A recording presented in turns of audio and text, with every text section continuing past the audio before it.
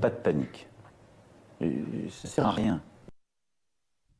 Qui sont sous respirateur artificiel chez elles et qui sont inquiètes. Je comprends. Est-ce que vous pouvez leur répondre, leur dire ce qu'il faut faire dès maintenant pour ne pas avoir son courant coupé chez soi? Alors, c'est ce que vous appelez les patients à haut risque vital, qui sont identifiés. Nous sommes en lien permanent avec les ARS et les agences régionales de santé, ainsi que les préfectures, qui nous signalent et identifient ces personnes-là qui ont un respirateur, qui sont avec un équipement à la maison important.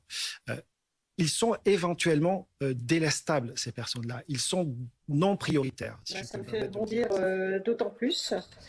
Parce qu'un jour, de toute façon, il n'y a rien de précis non plus, puisqu'un jour, on nous dit ce sera 3 jours avant, après ce sera la veille. Donc, il n'y a rien de précis là-dessus non plus.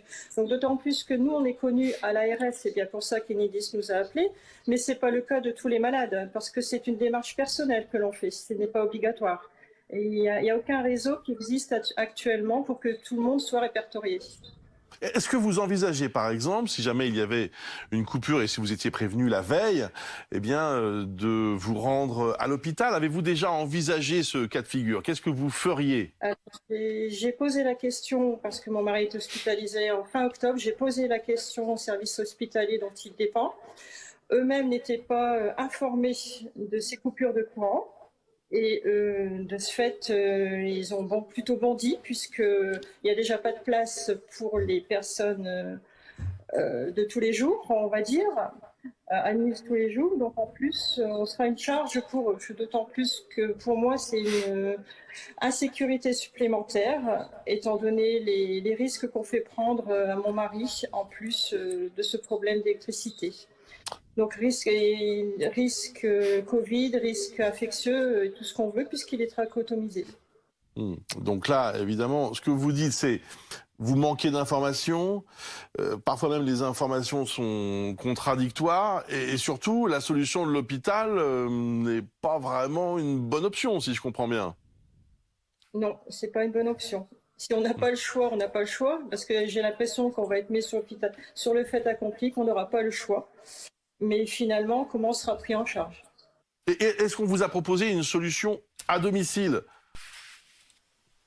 Ben oui, on a proposé à cette dame une solution à domicile. On lui a dit, voilà, achetez un groupe électrogène ou installer des panneaux photovoltaïques.